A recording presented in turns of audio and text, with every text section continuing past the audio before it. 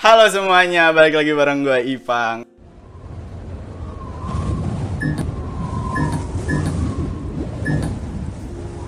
Nah, di konten kali ini nih, kita bakal jadi konten yang baru. Namanya Ngobskuy gitu, bro, sanskuy gitu, tenang aja. Santai, ngobrol santai. Nah, Ngobskuy itu apa sih sebenarnya? Jadi nanti ke depannya, kita bakal ngobrol bareng banyak orang. Entah dari perbedaan profesi, atau pangkat, gender, umur, ya pokoknya semuanya dipakai lah. Nah, tapi Ngobskuy episode 1 ini kita kedatangan tamu atau gestar anjay. Nah, gestar ini salah satu kenalan gue di kampus yang mendapatkan atau sempat diberi penghargaan Mapres atau Mawapres. Nah, tapi sebelumnya, apa sih Mapres atau Mawapres? Langsung aja kita kenalan sama orangnya. Ini dia, Habibul Hanif. Oke. Itu kan gitu, santai. Oke. Lo gimana kabarnya, Bul? Alhamdulillah. Lu gimana kabarnya? Sehat, alhamdulillah. Keluarga juga aman di sana? Aman. Di rumah doang soalnya. Oh iya. Di sana tapi ini nggak ketat banget gitu nggak? Kayak misalnya nggak boleh banget kemana-mana gitu? Enggak sih, karena orang-orang masih juga keluar rumah masih banyak sih. Karena mungkin kalau di kota gue sendiri masih belum ada sih kasus positifnya gitu. Oh, alhamdulillah kalau gitu. Oke. Nah, Alhamdulillah. sebelum kita lanjut nih ke obrolan, kenalin dulu lah seorang Habibul Hanif itu siapa sih? Boleh lah biar orang-orang tahu ini gue siapa sih di sini gitu. Yuk. Oke. Halo semuanya. Ini pagi, siang, sore, malam nih. Wah, bebas deh. Pasti orang-orang juga nontonnya nggak tahu kapan. Oke, halo semuanya. Kenalin, nama gue Habibul Fadi Hanif. Gue angkatan 2017 di PB. Sekarang dulu tahun 2019 alhamdulillah benar menjadi mahasiswa berprestasi di Fakultas Teknologi Pertanian. Sekarang kegiatan gue cukup hanya berkecimpung di organisasi kecil di komunitas Panti Goceng gitu. Oke. Ih, gila, jadi selamat datang ya buat Habibul Hanif di konten Ngobskuy pertama, anjay. Nah gini, buka ya. Tadi yang seperti gue bilang dan lu jelaskan, jadi Mapres dan atau Mawapres itu jadi mahasiswa berprestasi, benar gitu ya? Benar. Jadi sebenarnya mungkin di luar sana ada yang bertanya-tanya, apa sih Mapres atau Mawapres itu, mungkin boleh dijelasin sama lu deh. Oke, jadi mahasiswa berprestasi itu bisa dibilang kayak salah satu penyeleksian untuk penyaring mahasiswa ideal dari suatu kampus. Nah, mahasiswa ideal tuh bisa dibilang mahasiswa yang memiliki balancing dari beberapa indikator seleksi itu sendiri gitu. Jadi ada beberapa poin yang kita nilai dari Mapres. Nah, tapi kebanyakan orang nih masih mikir nih kalau misalkan Mapres itu yang IPK-nya 4, 3,9, bener nggak? Iya benar. Nah, jadi kalau jadi Mapres itu banyak indikator-indikatornya. IP itu hanya kayak gerbang pembuka. Jadi kalau IPK lu di atas 3, lu bisa ikut seleksinya. Nah, itu ada beberapa seleksi lain seperti ada karya tulis ilmiah, ada prestasi internasional dan juga nasional, dan juga nanti ada tentang kepemimpinan, psikotes, dan juga beberapa seleksi lainnya lah. Oh, berarti meskipun ada stigma kalau Mapres tuh IP-nya gede-gede nih, tapi emang itu mungkin kayak sebuah syarat awal dulu ya gitu ya. Syarat awal salah satunya untuk bisa lanjut ke seleksi selanjutnya. Tapi meskipun benar. nggak pure hanya dari IP gitu ya? Ya, nggak pure hanya IP doang. Oke.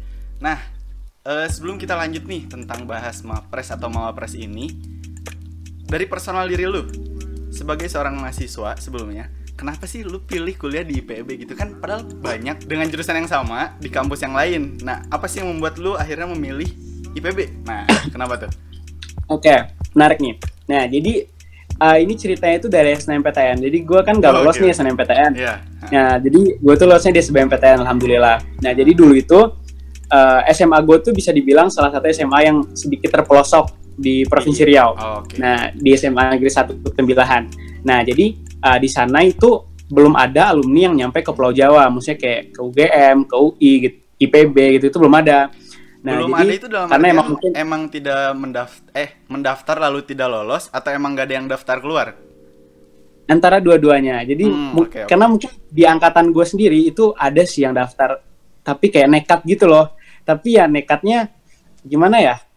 Ya nggak bisa karena emang kita belum ada alumni juga gitu. Ya benar, iseng-iseng tapi iseng-iseng nggak pernah dia gitu.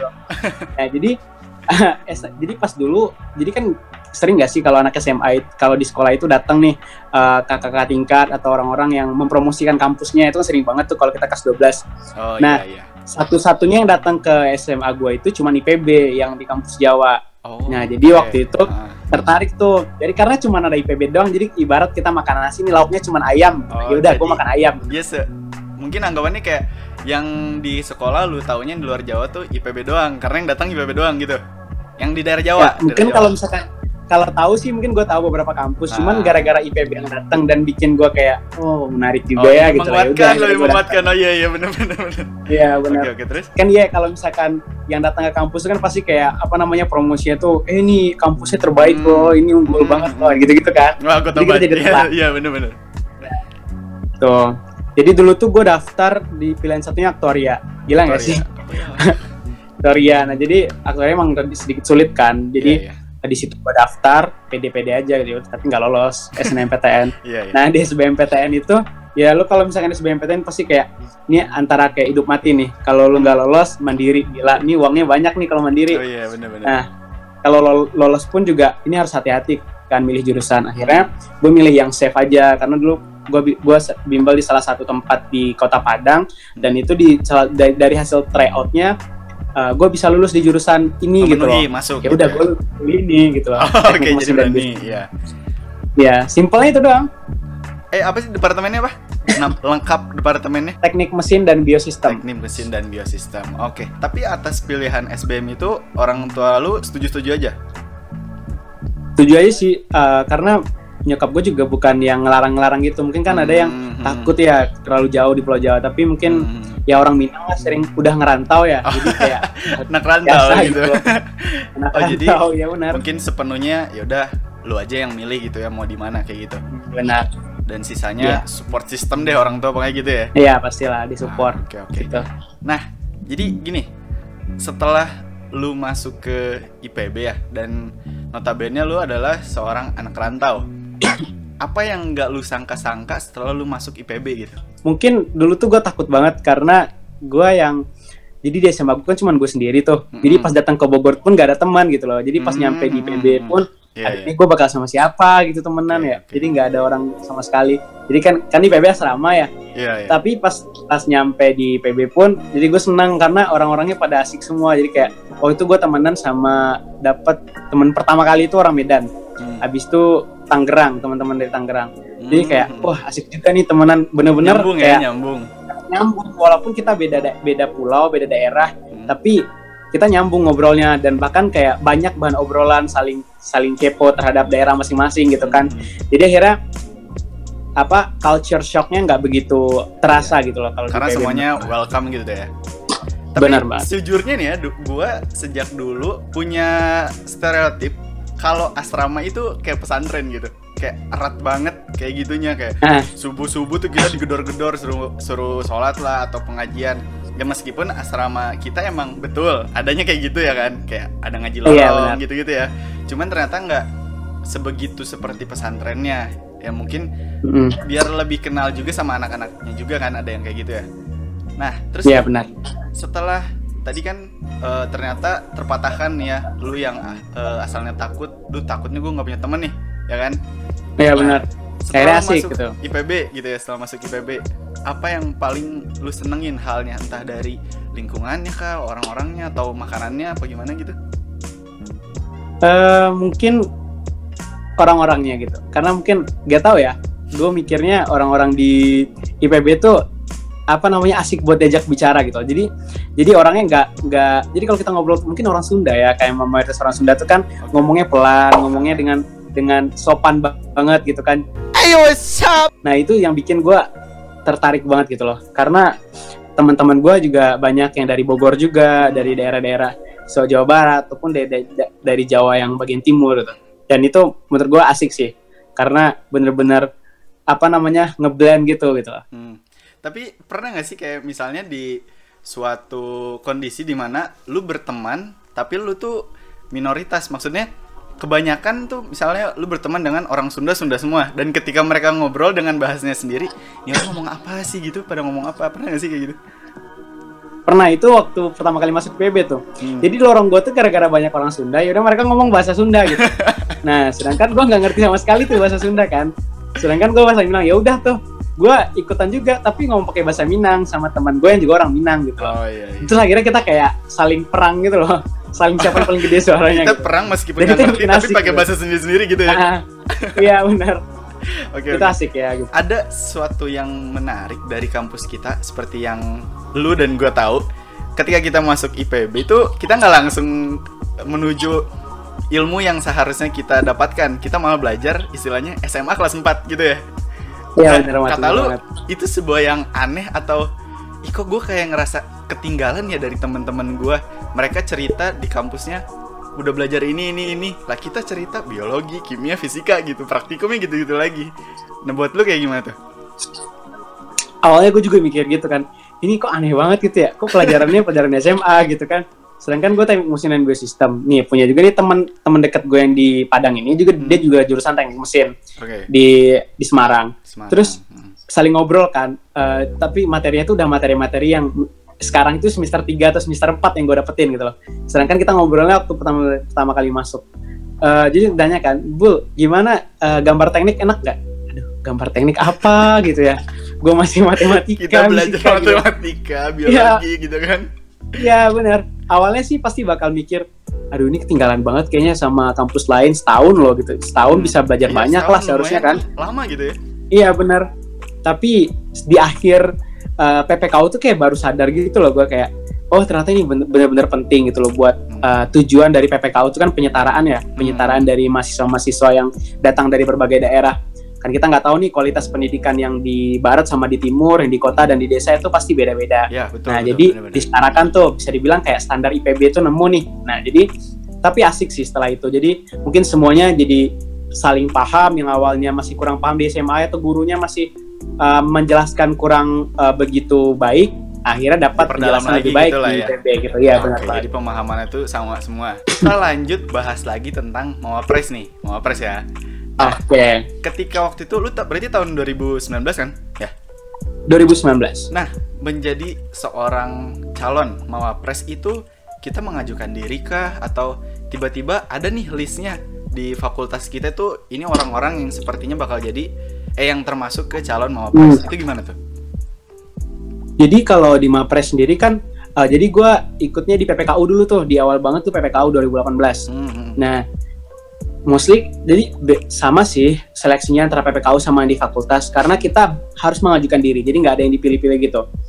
Jadi mengajukan diri dulu, nanti kita harus mengikuti beberapa berkas yang harus disiapkan. Nah dulu tuh pas PPKU, pas tahun pertama itu gue nyiapin, jadi suruh bikin karya tulis ilmiah, terus ada bikin dari karya tulis ilmiah itu dirangkum dalam beberapa ratus kata tapi bahasa Inggris.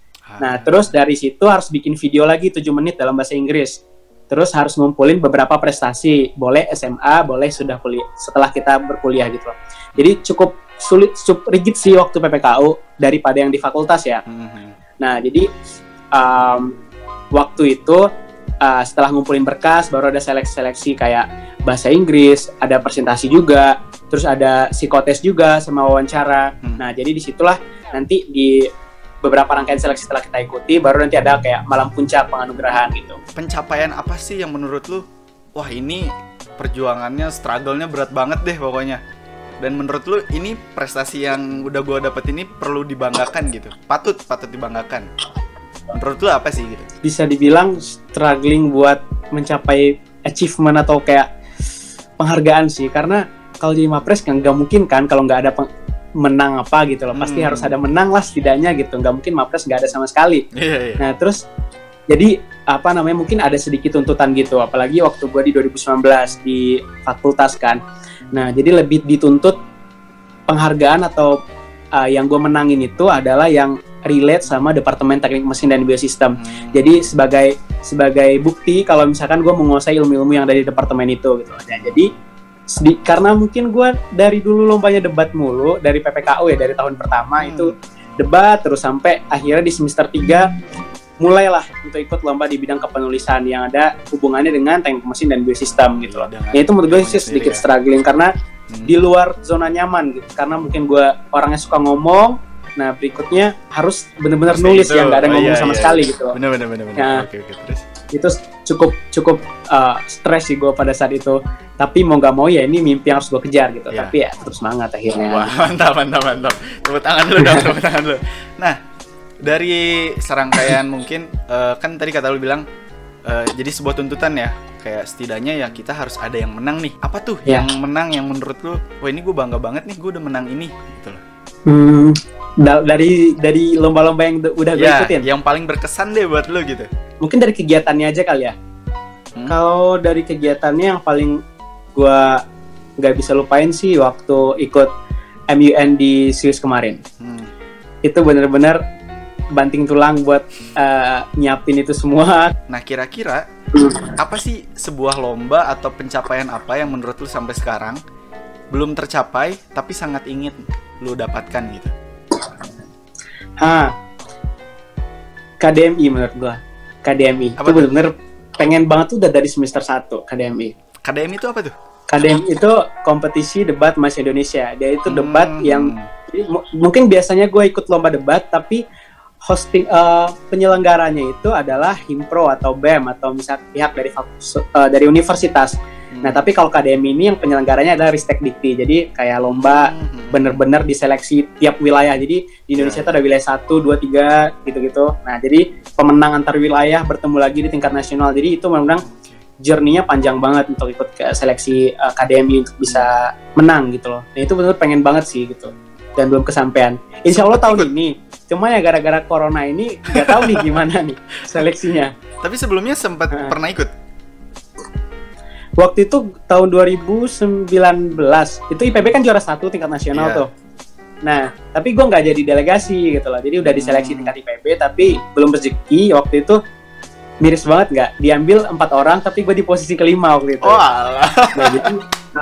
Jadi ya, cukup benar-benar tahun depan nih ditingkatin lagi gitu loh. Nah jadi keren. Tahun ini seharusnya 2020 harus ikut seleksi lagi gitu ya. Menurut lo di lingkungan lo sendiri, entah di tempat kuliah atau semuanya lah pokoknya di lingkungan hidup lo yang saat itu, beban apa sih yang lo dapetin dari gelar Mawapres itu sendiri gitu? Oke. Entah kayak misalnya, gue kan Mawapres nih, ini gue harus kencer-kencer banget nih cari lomba banyak menang-menang kayak gitu. Apakah seperti itu jadinya gitu? Kalau bebannya banyak banget sih. Jadi kalau kalian teman-teman semua yang pengen jadi Mawapres, siap-siapin mentalnya deh. Karena bener-bener beban mental sih, kalau udah mental harus kuat banget karena ekspektasi orang tuh langsung tinggi terhadap kita, ya bener gak sih? Lu Mawapres nih, masa berprestasi, orang mikirnya pasti lo kayak role model atau bisa dibilang mahasiswa ideal mungkin. Nah kayak gitu. Okay. Jadi yang dimana ketika lo ngelakuin porsi kesalahan yang sama dengan orang lain, itu judgementnya bakal lebih besar ke lo. Simpelnya, kalau nih seorang Mawapres tidur di kelas, ya nggak? Iya, katanya mungkin kalau mahasiswa lain tidur kok malas gitu kali ya, jadi kayak gitu ya. Ini Mawapres nih, Mawapres tidur sih. Emang Mawapres buat jadi nanti Mawapres manusia gitu, gue bisa tidur juga gitu kan ya harusnya. Mawapres nggak boleh tidur gitu. Jadi Mawapres sebenarnya duduk depan nih dosen. Ya elah. Nah, kayak gitu. Berat banget gitu ya kayaknya. Jadi ya, tapi ya itu bukan alasan juga sih buat itu semua. Karena emang kalau mau jadi Mawapres ya harus kuat, harus siap semuanya. Karena kita bakal banyak juga dapat benefitnya. Mau terlepas dari yang tadi, pasti juga banyak kok benefit dari jadi Mawapres gitu. Dan sebenarnya mungkin kayak sebuah alasan klise, misalnya ketika seorang Mawapres terlihat malas, emang seharusnya mungkin tidak seperti itu. Meskipun ya kita juga manusia lah gitu ya. Meskipun kita juga manusia bisa. Yang namanya kuliah ya 50 menit aja kadang kan udah ngantuk gitu kan ya. Iya benar. Nah, buat seorang Bibul nih, lu tuh tipe mahasiswa yang gimana sih? Kuliah pulang kah? Kerja kah? Apa gimana tuh? Oke. Atau tadi tuh ada lu sebutin tentang panti goceng. Nah, boleh deh, terserah bebas. Gue mungkin tipikalnya kura-kura, kuliah rapat. Oh iya, anak organisasi nih. Organisasi gitu. Jadi kalau di setelah kuliah ya, tapi mungkin bisa dibilang setelah semester 5 kemarin itu kan gue nggak daftar Mawapres lagi tuh. Jadi 2019 sudah kelar, nggak ikut Mawapres lagi, sedikit lebih longgar waktunya. Jadi ada waktu buat tidur siang, selama ini nggak ada. Nah jadi banget, Pak. Ya benar-benar kayak kadang pergi pagi baliknya malam gitu. Benar-benar langsung dikejar buat rapat-rapat lah atau apa. Nah sekarang udah mulai longgar.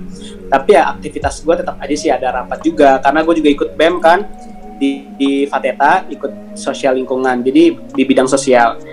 mungkin bisa dibilang fokus gue di semester ini dan kemarin, mungkin kedepannya juga itu di bidang sosial. Nah, jadi makanya ikut BEM di bidang sosial, ikut di aktivitas sosial di panti coaching juga, nah ngajar juga. Nah, jadi mungkin bisa dibilang seperti itulah aktivitas gue sekarang. Oke. Nah, jadi panti coaching itu komunitas. Sekarang ini masih basisnya komunitas. Komunitas yang itu lahirnya 23 Juli 2019. Panti coaching ini bergerak di bidang sosial project.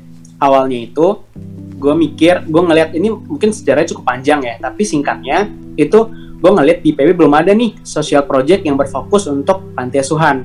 Karena masih selama ini tuh banyak yang mungkin komunitas mengajar yang targetnya itu anak jalanan atau anak-anak yang nggak dapat pendidikan, tapi tidak terkonsentrasi untuk panti asuhan.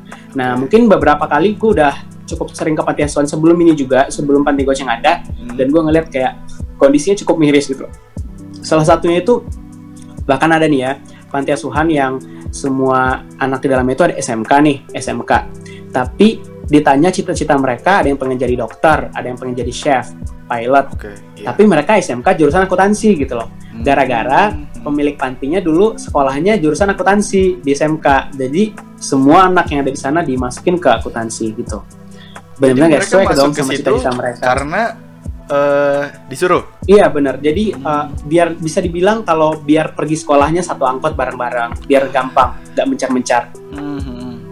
Nah gitu. Jadi bisa dibilang hemat gitu ya.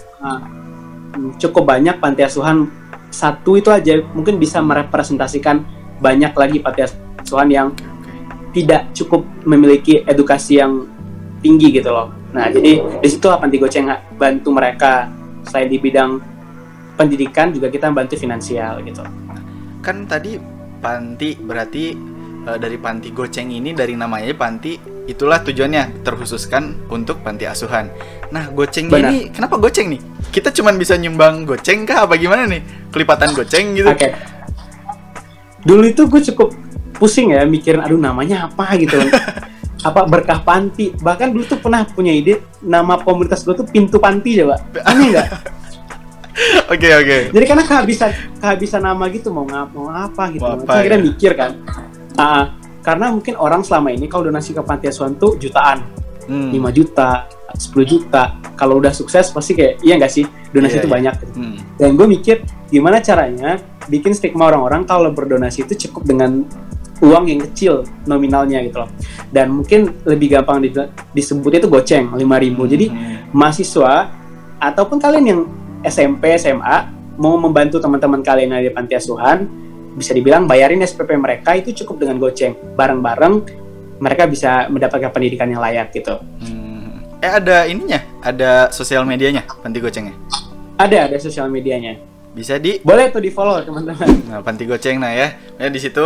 Nah, berarti intinya tuh kenapa namanya goceng? Biar mematahkan stigma bahwa ya kita kalau misalnya mau berdonasi juga yang nggak perlu selalu besar gitu ya kan? Benar. Gitu ya. Nah, jadi buat teman-teman yang mau beramal, yang menabung pahala tuh bisa lah ke panti goceng. Benar banget.